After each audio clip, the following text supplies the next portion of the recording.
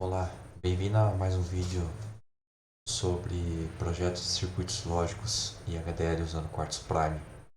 Esse vídeo é uma sequência do material que nós estamos produzindo sobre o desenvolvimento de circuitos sistemas digitais empregando Quartz Prime. E esse daqui, ele é o segundo passo, na verdade, é a continuação dentro lá da teoria de circuitos lógicos, sistemas digitais. Então, normalmente, nós costumamos introduzir os conceitos apresentando a teoria de circuitos combinacionais e depois nós seguimos a evolução imediata de circuitos combinacionais, são os circuitos sequenciais. Tá? Então, esse daqui a gente pode considerar como sendo o primeiro passo, um passo inicial aí dentro do projeto de circuitos sequenciais. E o que nós vamos fazer, na verdade, é desenvolver o projeto, né, implementação de um contador síncrono no modo completo. Tá?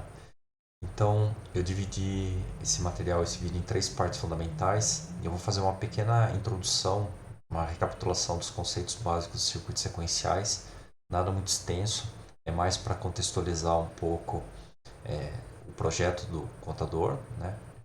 Nós vamos fazer a apresentação do projeto que é o contador síncrono, tá? Eu vou falar um pouquinho.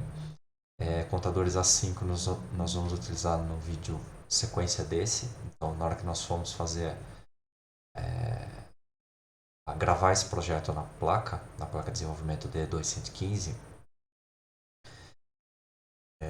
então eu vou precisar, na verdade não é necessário, mas uma possibilidade é utilizar um divisor de frequência baseado em contador assíncrono, então vou fazer algumas pequenas considerações.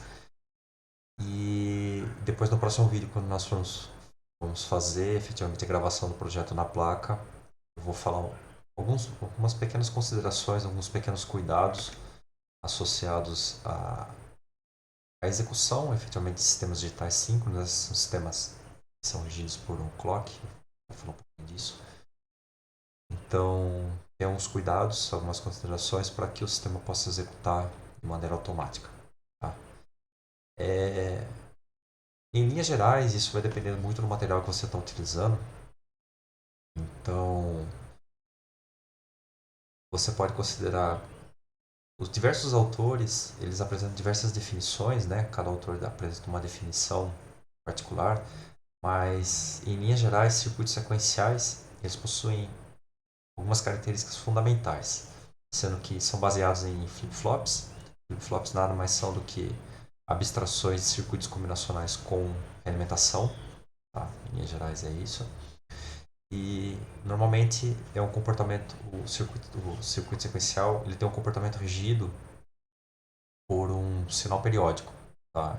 Então, normalmente você tem um clock, um oscilador que vai conduzir, né, vai reger o funcionamento do circuito a uma determinada velocidade, seja 1 Hz, 2 Hz, 10 MHz, 50 MHz e assim por diante. Você pode considerar os circuitos sequenciais dentro de duas classes fundamentais, tá? Então são assíncronos, circuitos assíncronos. Você tem apenas uma definição. A definição que eu vou utilizar aqui é a seguinte, então são circuitos que são baseados, na verdade, apenas um dos flip-flops que forma o circuito assíncrono, ele é acionado pelo clock. Então os demais são acionados a partir da mudança dos estados das saídas dos estágios anteriores. Então, basicamente é o seguinte, você tem um flip-flop, né? Esse flip-flop, a variação da saída dele, a velocidade com que a saída vai ser alterada é fundamentalmente diretamente proporcional, é a mesma velocidade do sinal de clock que alimenta esse flip-flop, só que um segundo flip-flop, a partir do segundo, do terceiro, tá? Eles vão ser acionados em função da velocidade de acionamento da saída dos flip-flops anteriores.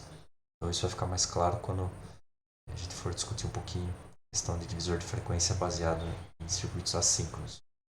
Já os circuitos síncronos, são aqueles em que todos os flip-flops que formam o circuito, eles são acionados pelo mesmo sinal de clock. Tá? Então, a saída de todos esses elementos são alteradas no mesmo instante de tempo, né? Com a mesma velocidade. Também. Na verdade, com a mesma velocidade. Idealmente no mesmo instante de tempo, mas isso vai depender um pouquinho de algumas considerações temporais que a gente vai discutir mais à frente. Em linhas gerais, pode ter um pequeno atraso na saída do flip-flop, dependendo do que está ligado, que está conectado à sua entrada. Tá? Então, dependendo do circuito que esteja conectado à sua entrada, então pode ter algum tempo de atraso para que esse sinal estabilize na entrada do flip-flop e eventualmente você tem um pequeno atraso, você tem um tempo de estabilização da saída desse próprio flip-flop. Então,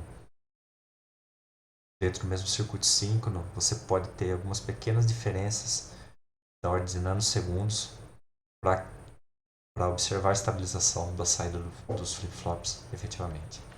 Tá? Bom, algumas principais diferenças entre os circuitos síncronos e assíncronos. Então, normalmente os circuitos assíncronos eles são mais simples de serem implementados, tá? São bem tranquilos, nada muito extravagante, nada muito complexo na implementação do circuito assíncrono. Só que ele tende a ser mais limitado em relação ao circuito síncrono. E além disso, eles tendem a ser mais lentos. Ora, por que isso? Porque à medida que os flip-flops eles vão sendo acionados em função das velocidades com que as saídas dos estágios anteriores estão sendo alteradas, então você tem um atraso para modificar, para obter um sinal estabilizado na saída do último estágio. Tá?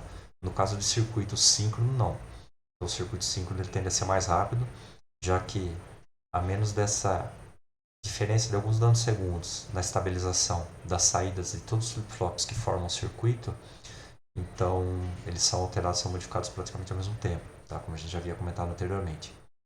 Obviamente que se você vai alterar a saída de todos os flip-flops ao mesmo tempo, então você precisa ter uma lógica de controle de tal maneira a que você consiga definir efetivamente o valor, né, o estado, o nível lógico das entradas desses flip-flops, de modo que a saída assuma o valor que você quer. Tá? O que eu quero dizer com isso? Basicamente é o seguinte: o projeto de circuito síncrono ele tem que levar em consideração aonde você está, né, o valor atual da saída, do nível lógico da saída de todos os flip-flops, e tem que levar em consideração para onde você quer ir. Ou seja, quando ocorrer uma borda de ativação de clock em todos os flip-flops, qual que tem que ser o nível lógico da saída de cada um desses flip-flops. Então, essa é a ideia do projeto do projeto de circuito síncrono.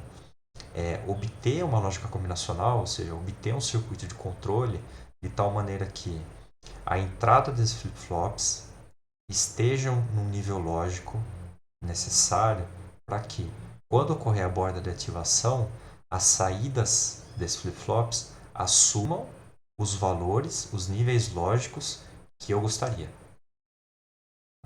Então essa ideia, ela fica bem clara na descrição do projeto de um contador, por exemplo. Tá? O que a gente vai fazer aí ao longo dos próximos slides. A estrutura, a estrutura para o melhor entendimento do que vem a ser um circuito síncrono pode ser ilustrado dessa maneira. Então a gente tem uma parte combinacional, uma parte sequencial, tá? Então você tem um conjunto dos flip-flops ali que formam um módulo sequencial. Esse módulo sequencial ele é alimentado pelo clock, efetivamente, né? A velocidade com que vai alterar a saída, né, desse circuito. No caso aqui, coloquei estado atual da contagem porque é um diagrama que vai ilustra efetivamente a estrutura de um contador. Tá? Então você tem aqui o clock, que vai reger a velocidade com que essa saída é alterada. E você tem aqui a entrada de circuito, nada mais é do que a saída do circuito combinacional. Ou seja, esse circuito combinacional aqui, ele vai analisar o valor atual, né, o estado atual da saída de todos os flip-flops, vai combinar essa informação de modo a poder gerar um sinal de controle para que esse sinal de controle ele modifique a saída aqui e vá para onde eu queira. Tá? Então, por exemplo, no caso de um contador, se ele está em 0001, por exemplo, tá? E eu queira que ele vá. Só um minutinho, deixa eu fazer o seguinte.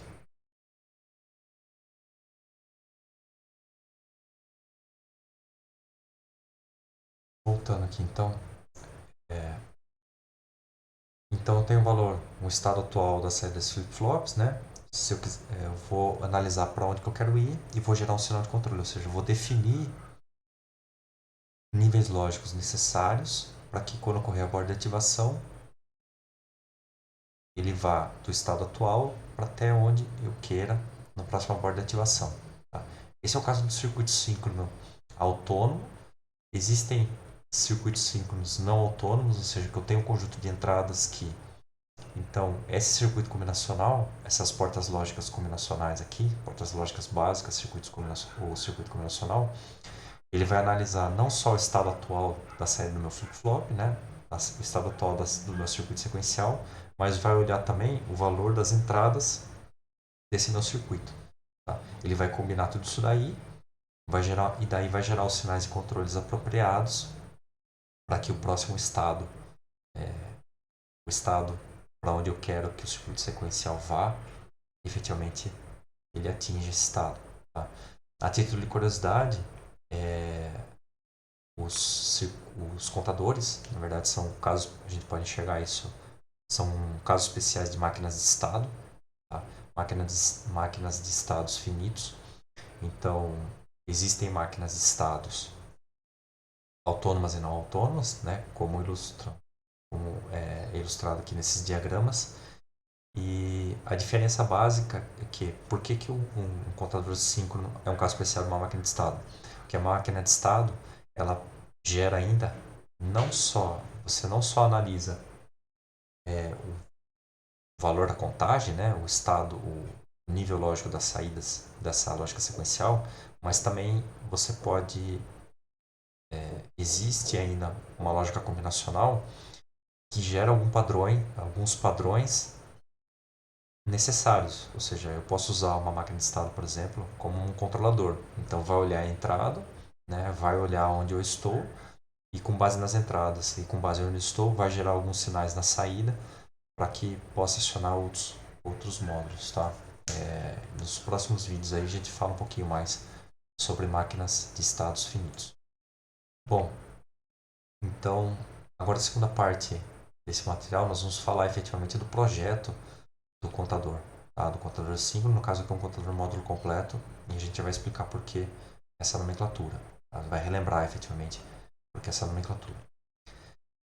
Bom, algumas considerações gerais sobre o projeto de contadores síncronos. Então, como foi comentado, o contador síncrono é um caso especial, é um caso particular, né? É uma classe especial de circuitos sequenciais síncronos. Na verdade, é um caso especial, uma classe de máquinas de estados finitos. Tá? O projeto do contador, né, ou o projeto do circuito sequencial síncrono, projeto de uma máquina de estado, ela está baseada efetivamente no conceito de controle de um flip-flop, como comentado anteriormente. É o que? É o controlar, gerar um sinal de controle, definir o nível lógico da entrada de cada um dos flip-flops de tal modo que a saída, né, as saídas de todos os flip-flops assumam um padrão que eu queira. Então, por exemplo, para ilustrar isso daqui, vamos considerar, no caso de um contador, ou um circuito sequencial síncrono baseado em 3 flip-flops, né? Com 3 bits, efetivamente. Então, eu vou ter a saída, né? No caso aqui, por exemplo, os 3 flip-flops são do tipo JK. Então eu vou olhar para a saída Q0, Q1 e Q2, tá? Seria o Q2 aqui o mais significativo e o Q0 o menos significativo. A ordem efetivamente não importa se o Q2 está desenhado desse lado, se está desenhado desse lado, se está desenhado no meio, tá? Importa efetivamente como você vai construir essa informação, como você vai posicionar o Q2 aqui mais significativo, o Q0 menos significativo, na hora que você vai construir a palavra binária que identifica, que forma a saída dessa lógica, desse circuito sequencial. Então a ideia do projeto é o que? Eu vou construir um circuito combinacional que controla esses estados aqui. Controla o estado de J0, né, de K0, para que, quando ocorrer a borda de clock de ativação, o meu Q0 ele assuma 0 ou assuma 1, com base efetivamente aonde eu estou, né, e para onde que eu quero ir. Tudo bem? A mesma coisa. Então eu vou ter uma lógica combinacional que controla a entrada de J, a entrada de K1, né, J1, K1, para que, quando ocorrer a borda de clock, eu altere essa saída Q1 de maneira coerentemente, da maneira como eu queira. Tá? E assim sucessivamente. A mesma coisa para Q2, para Q3, para Q4, tá? Para quantos sejam os flip-flops que formam a lógica sequencial. Tudo bem? Então, aqui resumidamente, o projeto de um contador síncrono, né, ou o projeto de um circuito sequencial síncrono, está fundamentado em duas questões principais, ou seja, é o que você tem que levar em consideração quando você vai formular o seu projeto. Tá? Lembrando que todo o desenvolvimento apresentado aqui é feito com base na formulação em captura esquemático. Tá? Algumas coisas, quando você vai fazer o projeto do ponto de vista de HDL, emprego de HDL, seja VHDL ou seja Verilog, algumas coisas são modificadas, mas a essência é fundamentalmente a mesma. Então, o projeto no contador síncrono, ou um projeto de circuito sequencial síncrono, você precisa levar em consideração o seguinte: como as entradas e as saídas dos flip-flops que formam o contador estão conectadas. Então, qual que é a influência das saídas? Ou seja, qual que é a influência do estado de Q0 no próprio flip-flop 0 aqui? Qual que é a influência dessa saída no estado da saída desse outro flip-flop? Ou seja, como que essa saída aqui e essas entradas J1 e K1 vão influenciar o comportamento de Q1? Tá? E o próprio Q1 ele pode influenciar efetivamente a si mesmo. E a mesma coisa, como que o Q2 ele vai ser influenciado por Q1, por Q0, pelos níveis lógicos assumidos pelas suas entradas J2 e K2, tá? E pela própria saída Q2, mas no estado anterior. Ou seja, o estado que a saída Q2 assume, né, o nível lógico que a saída Q2 assume antes da borda de ativação. Tudo bem? Então, antes da borda de ativação, essa saída e essa saída, bem como o valor dessa entrada e dessa entrada aqui, vão influenciar para onde, qual que é o nível lógico que Q2 vai assumir quando ocorrer uma borda de ativação. Tá? Essa aqui é a ideia. Que é isso que está escrito aqui, ou seja, como as saídas, todas as saídas estão relacionadas, né? E devem ser os estados das entradas de todos os flip-flops que formam o contador ou circuito sequencial síncrono quando ocorrer a borda de ativação. Em linhas gerais, são esses pontos que você tem que ter em mente durante a formulação do problema. Então, esquematicamente, o que a gente tem é isso daqui. Então, eu tenho lá os 3 flip-flops, né? Eu vou pegar aqui os estados de todas as saídas Q0, Q1 e Q2. Essas saídas vão entrar num circuito combinacional. Aqui isso aqui é uma abstração. Então, não é que o mesmo circuito combinacional. Você pode enxergar tanto como sendo o mesmo circuito combinacional, né, que recebe essas 3 entradas aqui e gera 6 saídas, né, 2 saídas para cá, 2 saídas para cá e 2 saídas para cá. Ou você tem 3 lógicas combinacionais, uma lógica combinacional que controla aqui essas entradas em azuis, com 3 entradas, Q0, Q1 e Q2. Você tem uma outra lógica combinacional com saídas em laranja, também com 3 entradas, Q0, Q1 e Q2. E mais uma terceira lógica combinacional, também com 3 entradas, Q0, Q1 e Q2, com 2 saídas, as saídas em vermelho. Então, é dessa maneira que você estrutura, é assim que você consegue estruturar e organizar o projeto de um circuito sequencial, né, o projeto de um contador síncrono, seja ele módulo completo ou não, que é o que a gente já vai falar.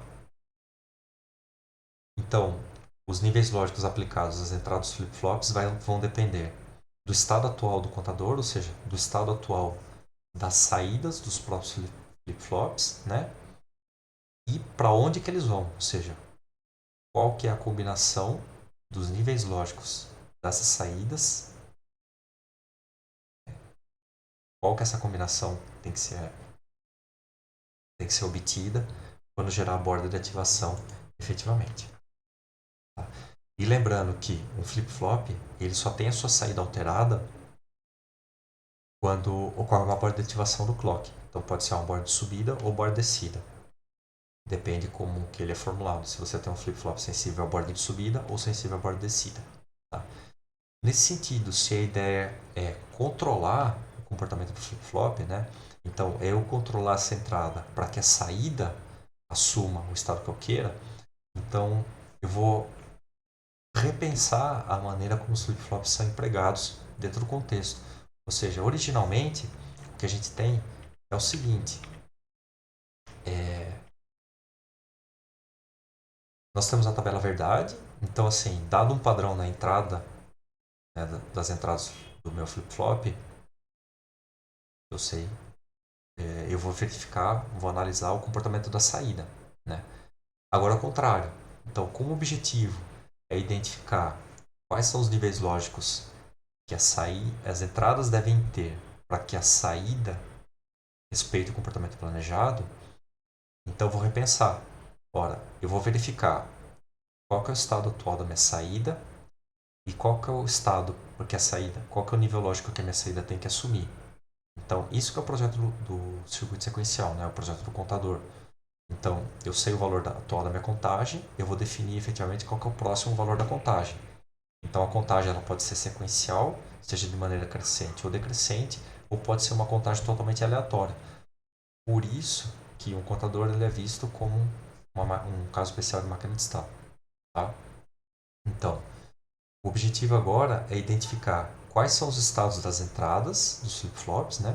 De modo que essas respectivas saídas assumam o estado desejado após a borda de ativação do clock. Tá? Essa que é a nossa ideia. Essa que é a perspectiva do uso do flip-flop dentro do projeto do contador síncrono, dentro do projeto do sistema do circuito sequencial síncrono. Tá? Resumidamente, eu deixei indicado o seguinte: a minha saída está atualmente no estado zero. Então eu tenho o nível lógico 0 ou nível lógico 1 na minha saída.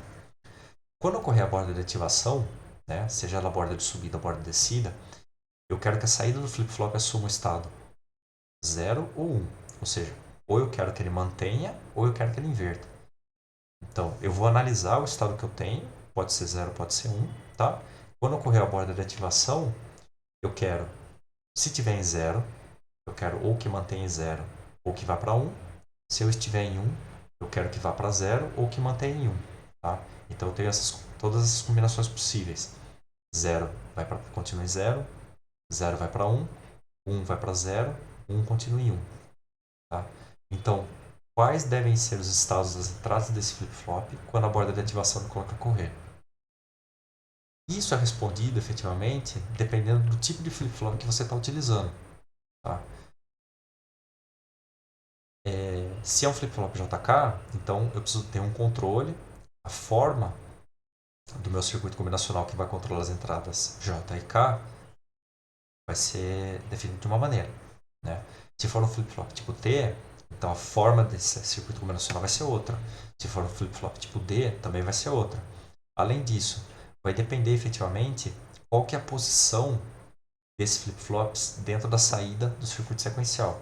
Ou seja, se eu tenho um circuito sequencial com 3 saídas, né, como no caso anterior aqui, só voltando um pouquinho, então nesse caso aqui eu tenho um circuito sequencial de 3 bits, né, 3 saídas, e todos são formados por flip-flop JK. Só que não necessariamente eu preciso utilizar todos do mesmo tipo, então eu posso fazer uma combinação. Ou seja, o bit mais significativo aqui ele pode ser um JK mais o bit 1 aqui, esse bit aqui intermediário, em vez de ser um JK, eu quero que seja um flip-flop tipo T. E o menos significativo, eu quero que seja tipo D. Então, esse circuito combinacional aqui, se eu alterar o tipo de flip-flop utilizado, então a forma desse circuito combinacional vai ser diferente, mesmo que o comportamento seja o mesmo. Tá? Se eu quiser que esse padrão na saída aqui respeite uma contagem crescente ordenada, ou seja, ele conte de 0 a 7 de maneira cíclica e crescente, se todos os flip-flops forem JK, esse circuito combinacional vai ter uma forma. Agora, se eu fizer o projeto de um outro circuito sequencial, de um outro circuito que representa um contador síncrono, crescente, que também conte de 0 a 7 de maneira cíclica, mas que agora eu tenha aqui, por exemplo, um flip-flop tipo T e um D, tá? Então a lógica combinacional vai ser diferente, mas o comportamento vai ser o mesmo. Tudo bem? É essa que é a diferença, essa que é a ideia que eu estou querendo falar. Então, como eu tenho três tipos básicos de flip-flops, né? Tem o JK, o T e o D, você pode ainda utilizar até o RS se você quiser, tá? Mas normalmente é mais comum você analisar nos livros, você verificar nos livros o T, o D e o JK. Então essas notas vão ser baseadas nesses três tipos. O tipo RS a gente pode trazer depois uma informação complementar a respeito e mostrar as diferenças. Na verdade o RS ele vai ter uma questão lá quando as duas entradas forem iguais. Bem, então dando continuidade. O que a gente tem originalmente é isso. Então a tabela do flip-flop JK, tá? Eu vou fazer uma análise análoga para o tipo D e para o tipo T também. Então, a tabela original do flip-flop JK, o que a gente tem lá é isso daqui, ou seja, quando as minhas entradas ambas valem zero, o que vai acontecer? Então, o valor que eu tinha, né, quando ocorrer a borda de ativação, perdão, quando ocorrer a borda de ativação, o valor da minha saída vai manter o valor que eu tinha anteriormente. Se minha entrada J vale zero, minha entrada K vale 1, então eu vou zerar. Não importa se eu tenho zero ou se eu tenho 1 na saída do meu flip-flop. Quando ocorrer a borda de ativação, a minha saída vai para zero. Se minha entrada J vale 1, se minha entrada K vale zero, quando ocorrer a borda de ativação, independentemente do que eu tenho agora, a minha saída vai assumir o valor 1. Tá? E quando ambas as entradas forem 1, elas forem mantidas em nível lógico alto, então eu vou inverter o estado que eu tinha anteriormente. Então, eu apresento agora essa tabela modificada, ou uma tabela auxiliar, ou tabela alternativa, vai depender do livro que você esteja utilizando.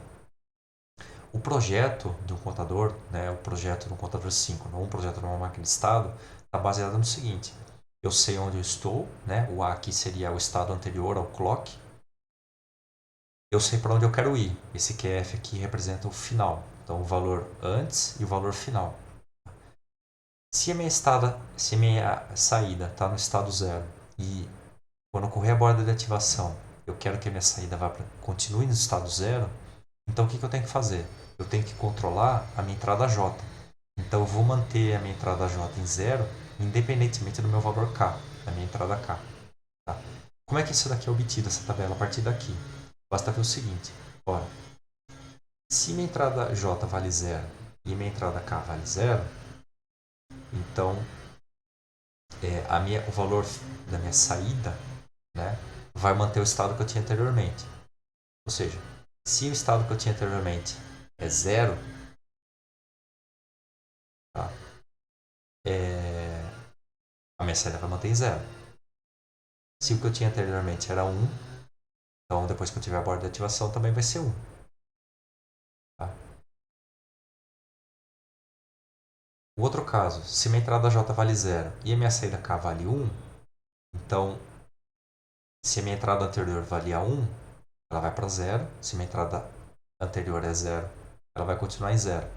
Então isso daqui que representa, ou seja, quando a entrada J vale 0, independentemente do valor da minha entrada K, a minha saída ela vai manter, como é o caso aqui, né? Ou ela vai para 0. Então, independentemente do que a gente tinha antes, a minha saída vai para 0. Então, Nesse padrão aqui, eu vou forçar a minha saída ir para zero quando ocorrer a borda de ativação. Tá? Analogamente, se eu estou no nível lógico baixo antes da borda de clock e eu quero ir para 1, então eu tenho que forçar esse padrão aqui na entrada, ou seja, eu tenho que controlar a minha entrada J. Então eu tenho que ter a minha entrada J tem que estar 1, independentemente da minha entrada K. A minha entrada K pode ser 0 ou pode ser 1, tanto faz.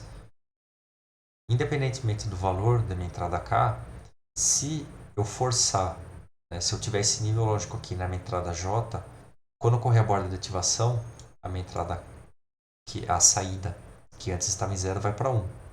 Aqui é a mesma coisa. Se a minha saída antes estava em 1 e eu quero que ela vá para 0, então, independentemente do valor da minha entrada J, eu tenho que manter a minha saída, a entrada K em 1. Se a saída estava em 1 e eu quero que ela continue em 1, tá, depois da borda de clock, basta eu forçar a minha entrada K igual a 0, independentemente do valor da minha entrada J. A mesma coisa eu faço no flip-flop tipo T. Tá? Flip-flop tipo T é, se eu manter a entrada em 0, eu repito o que eu tinha anteriormente. Se eu manter a entrada em 1, eu inverto o que eu tinha anteriormente. Tá? Então, a tabela auxiliar modificada ou complementar é a mesma coisa, né? Análoga. Então, se eu estava em 0, se a minha saída era 0, eu quero que mantenha em 0, a entrada tem que ser 0, né? Se eu quero inverter, então mantenho a entrada em 1, tá? E se eu quero manter em 1, então eu tenho que manter a entrada em 0. O flip-flop tipo D, ele só repete, na verdade, o valor que você tinha na entrada. Então, se antes eu tinha 0 na entrada, quando tiver borda de ativação, ele vai para 0. Ou seja, ele vai armazenar o valor 0 na sua saída. Se eu tinha 1 na entrada, quando tiver borda de ativação, eu vou armazenar esse 1 na minha saída. Tá? Então, a tabela auxiliar segue o mesmo. Se antes eu tinha 0, eu quero que continue 0, basta eu alimentar 0 na entrada do flip-flop. Se antes eu tinha 0, eu quero colocar 1 na minha saída, né? Eu quero armazenar essa informação na saída do flip-flop tipo D, basta colocar essa informação aqui na sua entrada, tá? Ele vai repetir, ele vai colocar na saída o que tinha efetivamente na entrada. E assim sucessivamente para as demais combinações. Então, o projeto de um contador síncrono, né, um projeto de um circuito sequencial síncrono, a gente vai utilizar não essas tabelas originais, mas essas modificadas. Né? É isso que nós temos que ter em mente. Tendo isso em vista, então agora nós vamos efetivamente especificar ou definir, teoricamente, o projeto do contador síncrono. Então, eu vou descrever como a ideia é utilizar lógica discreta, né? Circuito captura esquemático. Então, vou precisar efetivamente fazer a descrição na forma na tabela verdade, né?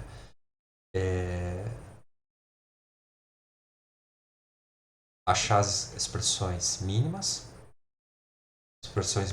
na forma de soma de produtos. Essas expressões mínimas na forma de soma de produto nada mais são do que os circuitos combinacionais que vão controlar os estados das entradas de todos os flip-flops que formam o meu contador síncrono, tá? Meu circuito sequencial síncrono. E depois eu faço a implementação efetivamente.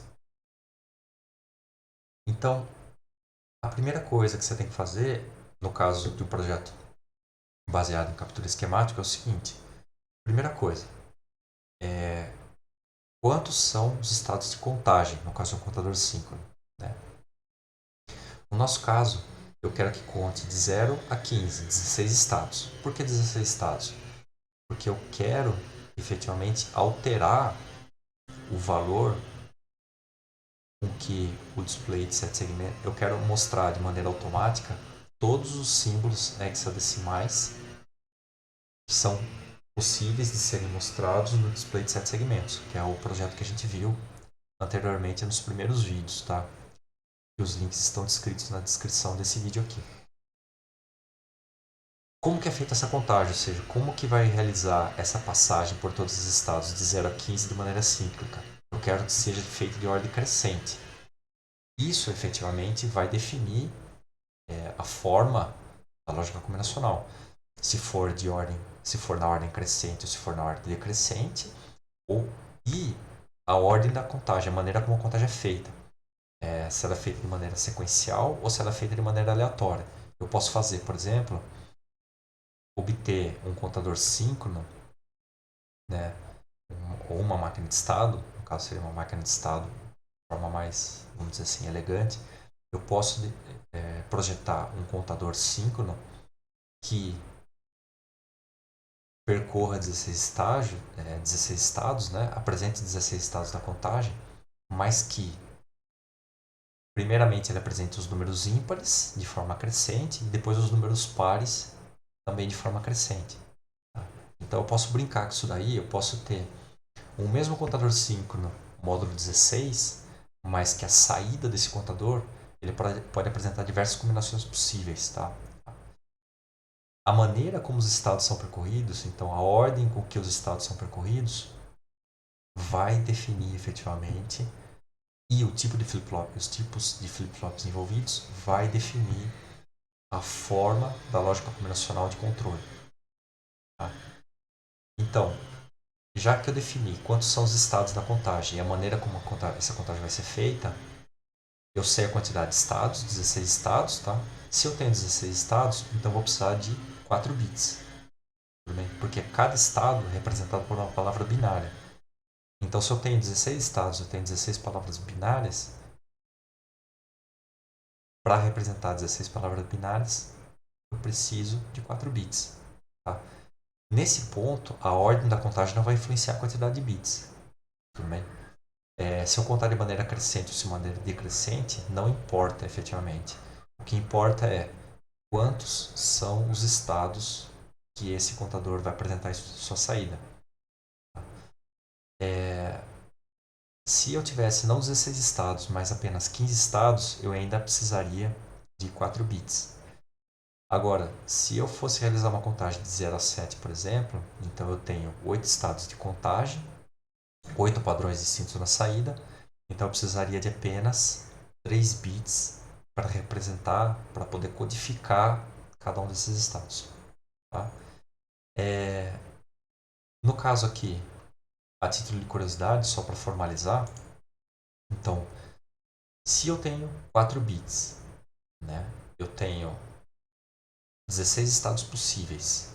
Então, dentro dos 4 bits, eu vou, na saída do contador, eu vou representar todos os estados possíveis, todas as palavras possíveis que podem ser representadas utilizando palavras de 4 bits. Então, independentemente da ordem com que essas palavras são apresentadas na saída do contador, eu vou ter um contador síncrono módulo completo, tá? Ou módulo 16. Tudo bem? Independe a forma da contagem, o que define, o que classifica se é um contador síncrono módulo 16, se é um contador síncrono módulo 15, 17, 3, 2, tá?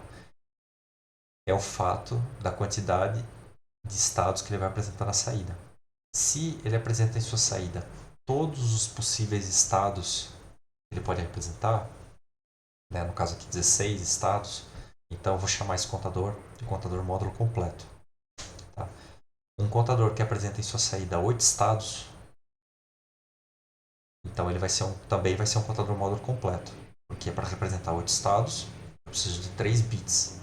Então ele vai representar em sua saída todos os 8 estados possíveis de representação que ele é capaz de fornecer. O terceiro passo é você definir quais os flip-flops envolvidos, né, e como eles estão organizados dentro do contador. O que eu quero dizer com isso? No caso aqui, eu vou adotar aqui o bit mais significativo, né? A saída desse contador, o bit mais significativo da saída desse contador é controlado por um flip-flop tipo JK. O menos significativo vai ser controlado por um flip-flop tipo D, né? E o intermediário, ou os demais flip-flops, na verdade são 4, então os dois intermediários são controlados por flip-flops tipo T. Então vejam, existem aí diversas combinações. Eu posso ter 4 flip-flops do tipo JK, né? Eu posso ter 3 JK e um tipo D. Onde que esse tipo D vai estar inserido? Ele pode ser ou no mais significativo ou no menos significativo, ou ainda nos intermediários. Posso ter todos do tipo T e todos do tipo D, né, ou uma mistura entre D e T. Então, assim, vai depender da especificação do projeto, né? Novamente, isso no caso de uma descrição baseada em captura esquemática. Se for uma descrição baseada em HDL, a formulação aqui é diferente, segue um passo diferente, é o que a gente vai tratar depois. E o quarto passo é efetivamente descrever o comportamento da saída do contador. Então, assim, se vai ser uma contagem crescente, cíclica, a tabela vai ter um formato e vai gerar um circuito combinacional, uma determinada característica. Se for ordem decrescente, então a tabela vai ter outro formato e o circuito combinacional resultante também vai ter outra característica. Tá? E assim sucessivamente, como a gente comentou anteriormente. Se eu quero que seja uma contagem que ela apresente primeiramente os números pares, depois os números ímpares, crescente, ambos de forma crescente, então o circuito combinacional gerado vai ter uma forma. Se eu quiser que apresente primeiramente os números pares na ordem crescente e depois os números ímpares na forma decrescente, o circuito combinacional vai ser outro. Tá? Então existem diversas formulações, né, diversas maneiras como combinar os flip-flops, diversas maneiras como eu vou apresentar o resultado na saída. Se é uma máquina de estado mais genérica, né, se a gente abstrai um pouco, sobe um passo na abstração, se é uma máquina de estado como controlador, então ainda preciso levar em consideração os tipos de sinais, né, quais os sinais gerados quando cada um dos estados forem assumidos. Então isso daí fica um assunto para uma próxima parte. Tudo bem? Então aqui a descrição da tabela verdade é o seguinte. Então no início, tá, eu tenho 000. Quando ocorrer depois da primeira borda de clock, né, eu quero que a minha saída assuma esse valor. Né? Então, no início eu tenho isso. Quando ocorrer a borda de clock, eu quero que vá para cá. A pergunta é: quais são os valores de cada uma das entradas J3, K3, T2, T1 e D0 para que isso seja possível? Tá? Ou seja, qual que tem que ser o valor de D0 para que a minha saída Q0 vá de 0 para 1? Qual que tem que ser o valor da minha entrada T1 para que minha saída Q1 mantenha em 0? Qual que tem que ser o valor da minha entrada T2 para que a saída Q2 estava em 0 seja mantida em 0 depois que ocorrer a borda de ativação? Quais tem que ser os valores de J3 e K3 para que o meu bit mais significativo Q3 ele mantenha o estado igual a 0? Tá? Então essa é a pergunta que você tem que fazer, essa é a formulação que tem que ser feita. Aonde que eu estou? Para onde que eu tenho que ir quando ocorrer a borda de clock? Quais têm que ser os estados nas entradas para que isso seja verdadeiro? Então, analisando aqui esse primeiro caso, estava em 0, eu vou para 1, tá? Deixei em vermelho. Qual que tem que ser o valor de D0? O valor de D0 tem que ser 1. Tá? Por quê? Eu estava em 0, ele tem que ir para 1. Com o flip-flop tipo D, ele só copia o que tinha na entrada para a saída. Então tem que ser o valor 1. O caso, o Q1 aqui, é um flip-flop tipo T, eu não vou alterar o estado da minha saída. Então eu mantenho a entrada em 0. O T2, mesma coisa. Tá? E o Q3, agora eu tenho que analisar duas entradas básicas, o J3 e o K3. Então, lembrando lá anteriormente que a primeira linha, se eu mantiver a minha entrada J3 embaixo, independente do valor da minha entrada K3, tá? Eu consigo esse padrão aqui. Eu mantenho em 0 a minha saída. E assim sucessivamente, o projeto continua. Agora, qual que é o estado do meu contador? 0001. Tá? Quando ocorrer a segunda borda de clock, para onde que eu quero que vá? Eu quero que faça a contagem normal.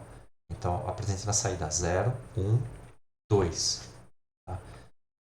Quais são os valores das entradas D0, P1, P2, K3 e J3 para que isso seja verdade? No caso de D0, eu tenho que ter 0 na entrada. Tá? No caso de T1, eu vou inverter o valor. Então, se eu vou inverter o valor, eu tenho que colocar 1 na minha entrada, T1. Então, quando ocorrer a segunda borda de ativação, eu tenho que ter o nível lógico 1 na entrada do meu flip-flop tipo T. 1. Tá? A mesma coisa. Para que a minha saída Q2 mantenha zero, quando ocorrer a segunda borda de clock, então eu tenho que manter em zero a minha entrada T2. E para que esse padrão seja observado, ou seja, eu estava em zero aqui, eu continuo em zero em Q3, eu tenho que manter a minha entrada K3 em qualquer valor, né? Pode ser qualquer valor. Se estava em zero, eu posso manter em zero. Se estava em zero, posso levar para 1. É indiferente. Tá? O que é importante é que eu mantenha a minha entrada J3 embaixo. O terceiro passo é o quê? Então, o valor atual da minha contagem é 2, 0, 0, 1, 0. Eu quero que apresente, após a terceira borda de clock, 0, 0, 1, 1. Quais são os valores de D0, T1, T2, K3 e J3 para que isso seja verdade? Mesma coisa. Então tem que ter um em D0, né? T1 eu tenho que manter em 0 porque eu não vou alterar o valor. T2 também vou manter em 0 porque eu não vou alterar o valor. E o Q3 eu vou manter o padrão que eu tinha anteriormente, porque eu também não estou alterando o valor. Tá? E assim sucessivamente. Então eu descrevo aqui o comportamento que eu quero na saída. Aqui ele vai contar sequencialmente de forma crescente. Tá? Para que isso seja verdade, eu preciso analisar. Para que essa transição aqui do início para o primeiro seja verdade, eu preciso analisar essa linha. Para que essa transição aqui do primeiro para o segundo seja verdade, eu vou preencher essa linha, essas linhas. Essa linha, essas colunas.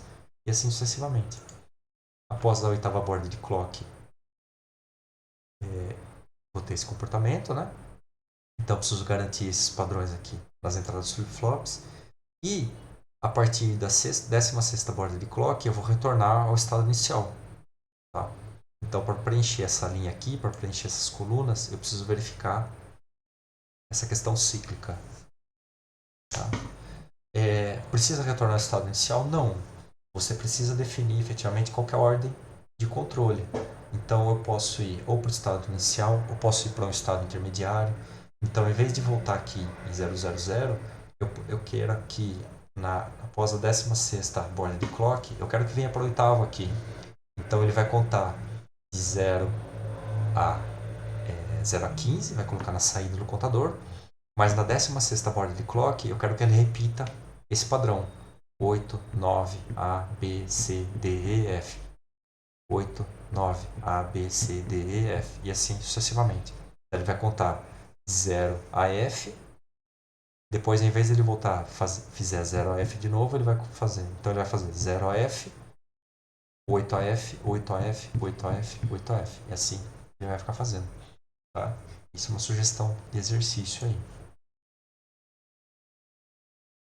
Para achar essa lógica combinacional de controle, basta então transcrever a informação que está aqui na tabela verdade para os mapas de Carnot, tá?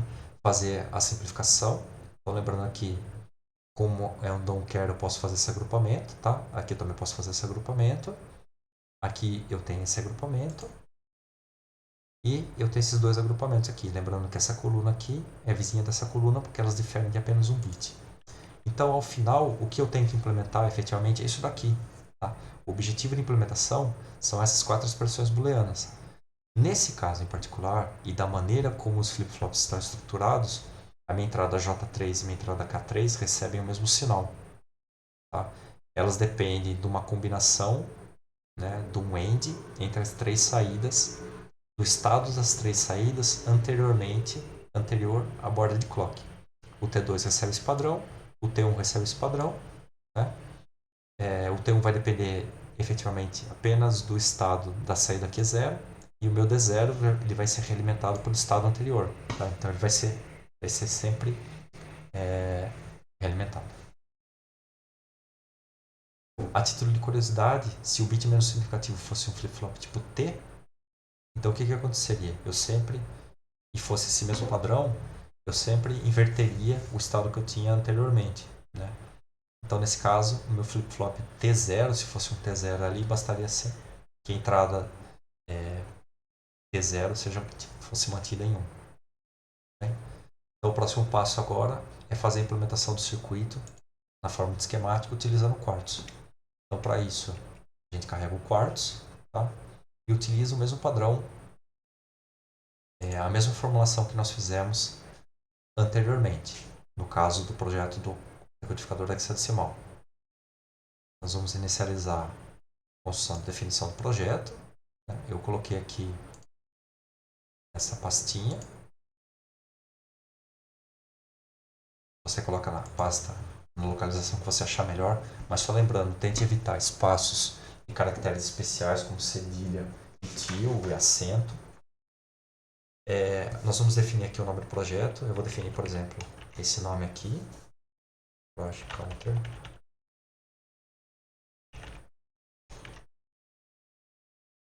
Lembrando que o nome do projeto é esse, e o nome da entidade máxima do projeto recebe o mesmo nome, que é essa a entidade máxima que vai ser utilizada na gravação. Eu vou utilizar um projeto vazio, né? Não quero um template nenhum, não preciso nesse caso. Nesse caso em particular, quando a gente for precisar, quando nós formos gravar na placa, eu vou carregar, então nós vamos utilizar os arquivos estruturados no projeto do decodificador hexadecimal. Eu não vou fazer isso agora, a gente pode fazer depois. Tá? Vou definir a família da minha placa, então isso vai depender da placa que você tem disponível. Se você não tiver nenhuma disponível, você pode utilizar essa daqui, tá? Ou você utiliza alguma outra factível dentro do seu contexto. Bem, você não tem uma Ciclone 4, você vai utilizar alguma outra, mas você não tem ela agora disponível, tá? Por exemplo, ela está no laboratório, está em algum outro lugar. Então você vai utilizar efetivamente a família que você tem disponível, né? Ou você não sabe, você vai comprar essa placa no futuro, né? Você vai fazer o projeto dela no futuro. Pegue uma família aqui mais ou menos similar à que você pretende usar, tá? Então se você quiser utilizar, por exemplo, uma EP4 aqui, família Ciclone 4, C22, né? Ela tem por volta de 22 mil elementos lógicos. E essa família aqui, EP4C22 ou EP4C15, são de baixo custo e são bastante comuns em kits disponíveis lá no AliExpress, por exemplo, tá? No Mercado Livre, no Shopee, no Extreme, né? Ou algum outro fornecedor aqui no Brasil, em qualquer outro lugar que você ache, ou a própria Terasic, tá? Então a gente vai utilizar aqui a IP4C115F29C7, que é o FPGA que forma a placa D215. Tá? Aqui para simulação eu vou definir como VHDL, mas você pode definir Verilog System Verilog. Tá? Eu vou deixar VHDL aqui porque depois a gente vai utilizar essa formulação para fazer os próximos experimentos. Um resumo do seu projeto, né? Bastante similar ao que a gente havia feito lá no computador. Então ele vai criar aqui o projeto.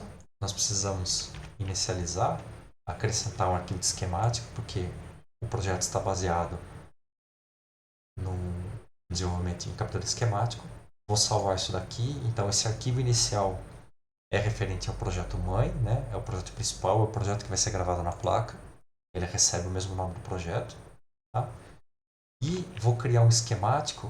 E esse esquemático aqui é onde eu vou definir, é onde eu vou construir, né, o meu contador. Tá? Então eu vou trazer aqui, vou deixar aqui minimizado, vou deixar aqui no cantinho. Para que nós possamos ter uma noção efetivamente das expressões lógicas que têm que ser implementadas. Então como é que a gente faz isso? Ora, bastante similar mesmo, é o mesmo procedimento que nós havíamos feito lá para o decodificador. Ou eu clico duas vezes aqui no espaço de trabalho,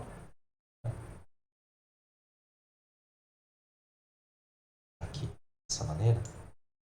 Então, ou eu clico aqui duas vezes, certo? Ou a gente seleciona aqui esse bloquinho, esse botãozinho aqui. Digito aqui o que eu quero. Como é que você vai fazer? Ora, agora a gente tem uma lógica sequencial e tem uma lógica combinacional. Como que você faz primeiro? Tanto faz. Você pode, por exemplo, trazer os flip-flops primeiramente, né? Por exemplo, JK, FF. Tá? Se você souber o part number dele, você digita aqui também. Tanto faz. Então, meu flip-flop JK, deixar aqui. Vou precisar do BFF. Vou marcar o repeat porque eu vou precisar de 2.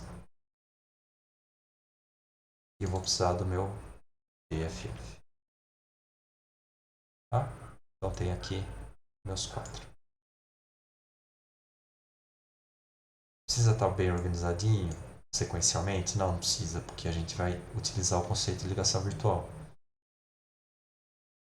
Então aqui eu vou definir um nome, vou chamar de CLK aqui. Vou definir aqui um fio, vou chamar de J3. Vou chamar aqui de... Clica com o direito sempre, tá? E a saída. A saída aqui vai ser Q3. Tudo bem? Se a gente vai precisar do negado, basta puxar aqui.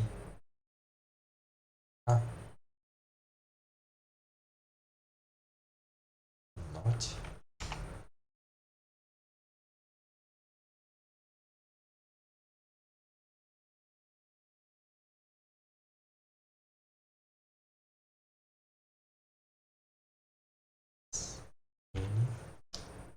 Adiciona aqui. Eu sempre sugiro, interessante colocar aqui uma entrada, um clear, CLR e um preset aqui. No caso, esse circuito não vai ser necessário, mas pode deixar. Vai ser necessário. Deixa eu colocar aqui. N7.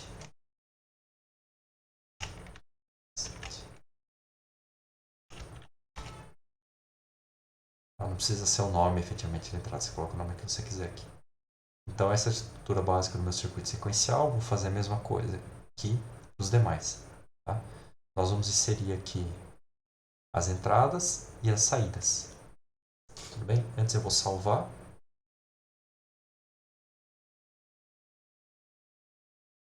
Salvar com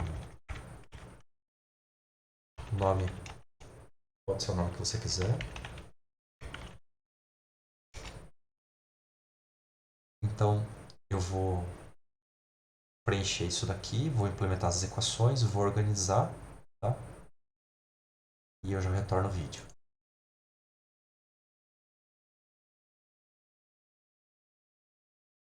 Retomando então, eu fiz a implementação e dei uma organizada, tá?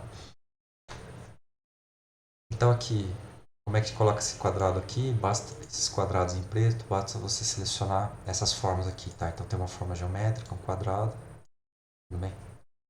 Aí você coloca aqui para deixar organizado da melhor maneira possível. Então vou ter 3 entradas. Trata-se de um sistema autônomo, mas eu preciso de uma entrada de clock, né? Entrada de clear e de preset, tá? A lógica sequencial, então, como havia feito anteriormente. Então tem as entradas J3 e K3. Deixa eu tirar aqui as bolinhas. Então tem a entrada J3, K3, a minha entrada de clock, né?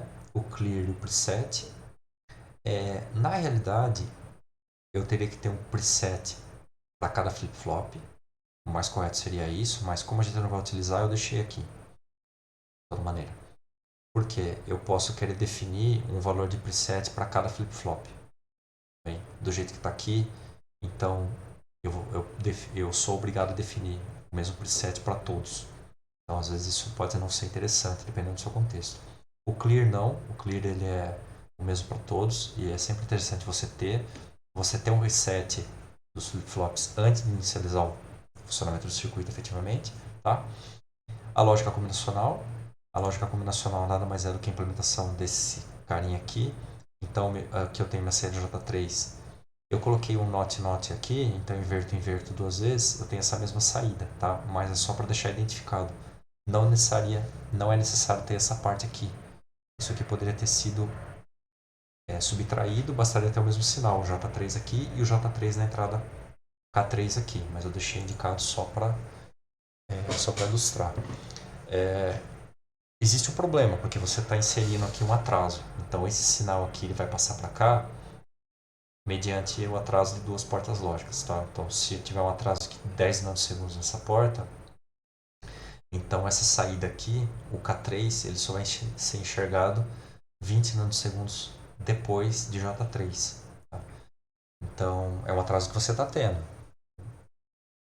Você pode, eventualmente, pode ser um problema, né? Esse atraso aqui pode ser um problema dependendo da velocidade com que você está alterando a saída do seu flip-flop. Aqui é a mesma coisa, né? Então, aqui, como a gente havia feito anteriormente, o meu T1 ele recebe o valor da saída que é zero, né? É o que eu estou fazendo aqui. Então, eu poderia ter colocado aqui, em vez de T1 aqui, poderia ter digitado Q0 aqui, tá? Mas eu só estou fazendo para ilustrar. A mesma coisa com D0. D0 recebe o negado de Q0, né? Que é o que a gente havia feito anteriormente. O T2, na verdade, é o mais limpo, o mais direto. É um AND das entradas das saídas Q1 e Q0. Saídas, eu coloquei o valor da contagem efetivamente, né? O valor da contagem, o valor do contador, a saída do contador, propriamente dito. A saída do contador negada, tá?